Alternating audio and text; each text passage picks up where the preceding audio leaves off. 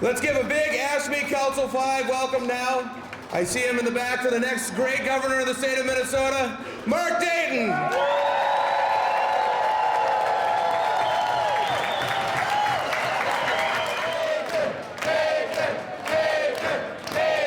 I'd sure as heck rather negotiate with the guy that'll wear our shirt than the one that wants to tax it or the one that wants to take it away.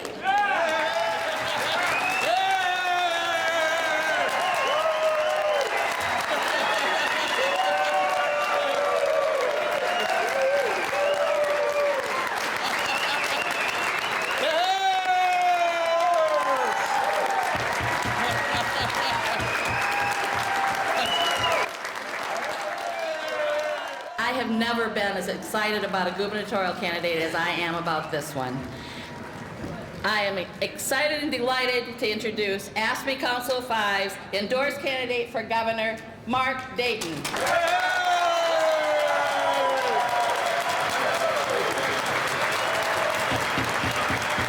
Thank you. Just want to say to all of you, thank you.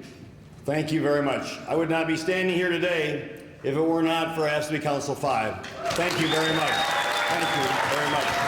Thank you very much.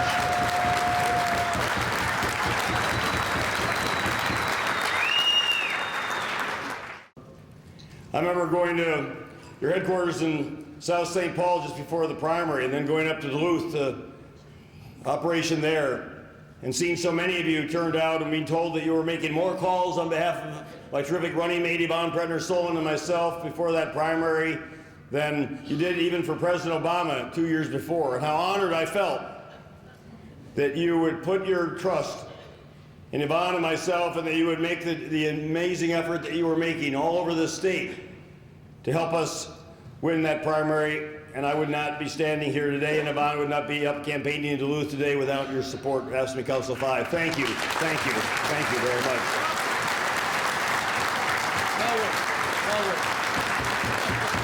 Thank you. Thank you very much. Thank you. Thank you. Thank you.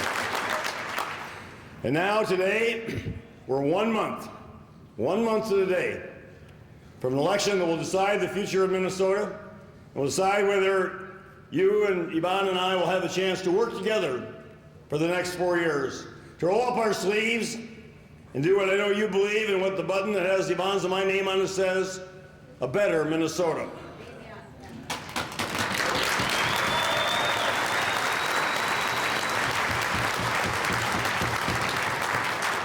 I look back very warmly on the 9 years I spent working with some of you and many of your members when I was involved with 3 different state agencies, Department of Economic Development back then, and Energy and Economic Development, and the State Auditor's Office. I'm proud to have been a state employee. I'm proud of that service as an important part of my career, as I define it, in public service. And I salute you for your dedication through your careers to helping our fellow citizens, the people of Minnesota. And I know, as you do, that you are not part of the problem that's afflicted state government in the past years. You're part of the solution.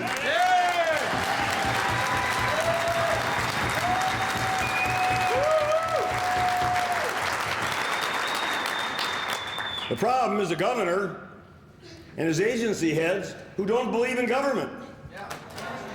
And so then if they're elected or appointed, they go out to prove themselves correct.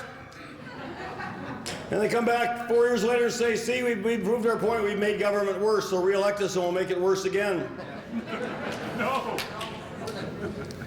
Well, I say the solution is better leadership, starting in the governor's office.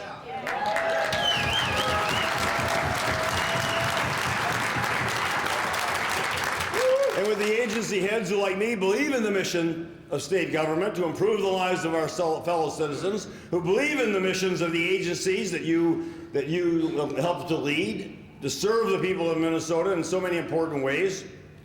And I believe, as you do, that better state government will come from a governor, an AFSCME Council 5, and everyone else involved in government working together to create a better state government, better serve the people of Minnesota, and create a better Minnesota. And that's what I'm committed to doing if I'm governor of this state.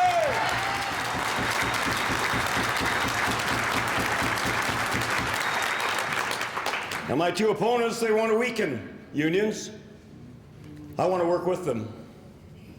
I believe that two of the foundations of a successful democracy are strong unions and a strong middle class, and Tom Emmer and Tom Horner want to weaken both by cutting and undermining unions and by taxing the middle class. They do that by raising sales taxes or property taxes on middle-income taxpayers, the most unfair, regressive taxes, while eliminating the corporate tax and protecting the richest people in Minnesota from paying their fair share of income taxes. Now, that's classic Republican economic theory.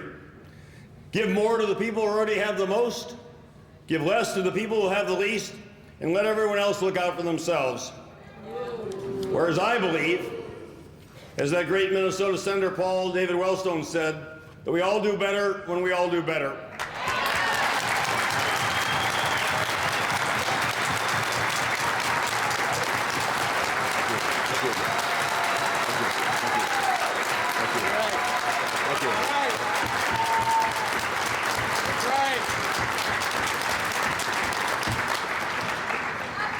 And those were the values that I learned from my family, from my father and my uncles, who with the help of thousands of Minnesotans, dedicated, hardworking Minnesotans like yourselves, built a successful family business into a major retailer.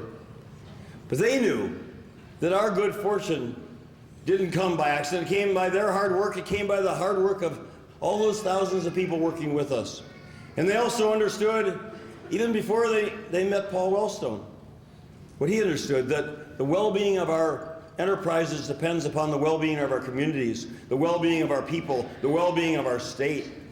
And again, that's why I have so much respect and admiration for you and your members, because you've dedicated your careers to that important principle, that we all do better when we all do better, and that your work is essential to improving the quality of this state and giving people better opportunities, giving people better public services, helping to create a better Minnesota.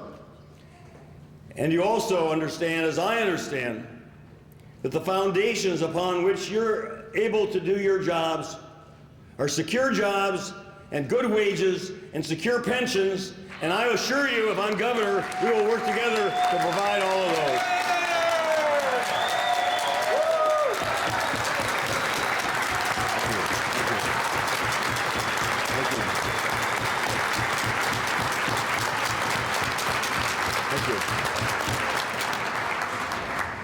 Tom Emmer says, government's just gotten bigger and bigger. That's not true.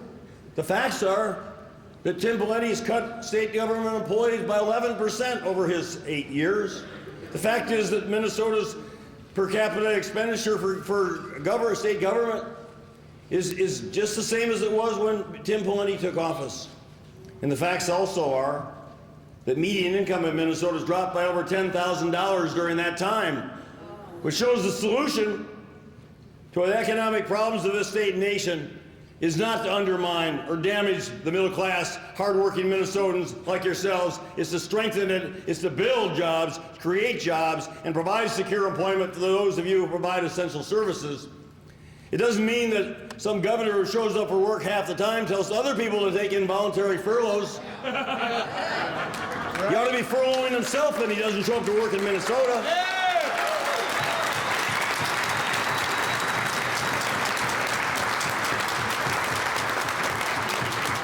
It doesn't mean telling you to take wage freezes or wage cuts while giving the highest paid people in places like Minsk raises or bonuses. And that's why you and Maple said properly, as part of my proposal, off the top. That's right.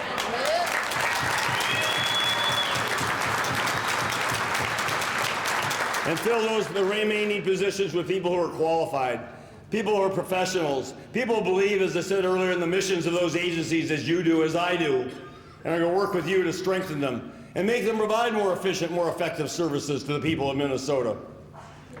Not by destroying them, by building them together and making them better. You also deserve secure pensions for your retirement years, and that means defined benefit pension plans that the other two want to destroy. That's a fundamental difference between myself and my two opponents, who both favor defined contribution plans for public employees, who repeat the corporate mantra that, let everybody else just take their own chances in the stock market. They try to drive a wedge between private sector employees and public employees, that somehow you have something that other people don't. Well, if they don't, then it's unfortunate for them that so many companies have sloughed off their responsibilities to provide secure pensions for people who commit their careers to working to build those companies. That's a basic ethic of fairness and social and economic justice. If we lose that in this country, we've lost a lot more than we could ever imagine. And we're not going to let that happen. So that's why I ask you for one more month, your time and your energy. I ask you to talk to your family members, your friends, your neighbors, and just keep reminding them what's at stake in this election 1 month from today. Your jobs, the quality of their public services, the future of this state that we love, that we live in, that we care about, that we want to bequeath to our children and to our grandchildren better than we inherited it, which isn't going to happen the way we're going in this direction we're going today.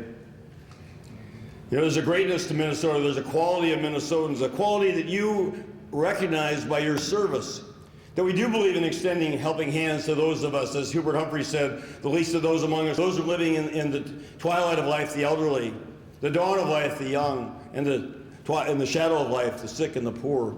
There's a compassion Minnesotans have for those in need, and a recognition, as I say, that we all depend upon one another for our well-being, for our success, and that we have a responsibility to one another. And it's you, through you, that we extend that helping hand as a society to all those people, the young and the old and the sick and the poor.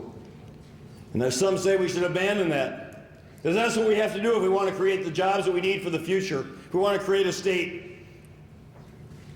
that's going to be successful economically. And it's just the opposite of what we've done in the state all along. It's made us so successful, where we've invested in education, where we've invested in good quality public services, in good quality health care. And people then coming out of that opportunity have created businesses and created jobs. And other people joined with them in the private sector, in the public sector. And we worked together, and we made this one of the greatest states in the nation, in the history of the world. And we're not going to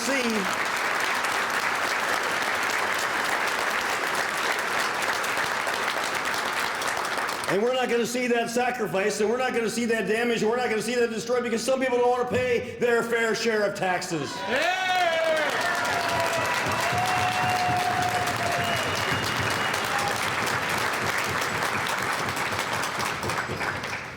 And I like your sign there, because it says to save our lives, save our child care, save our schools, save our children, save the middle class.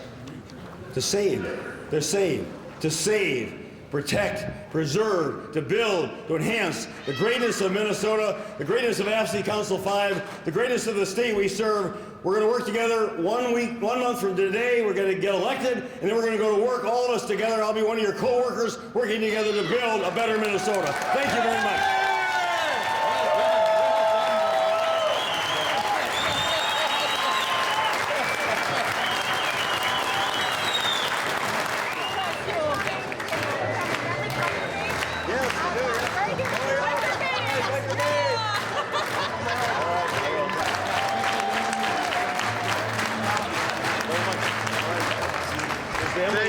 Your friend Mark Dayton. Okay, and she's asked me here to take on phone. She's handicapped. Good.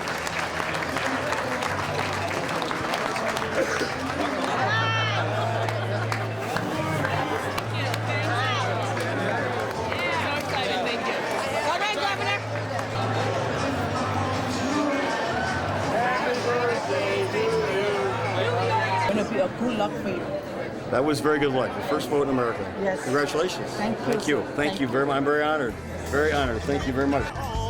With our own 2 hands. With our own 2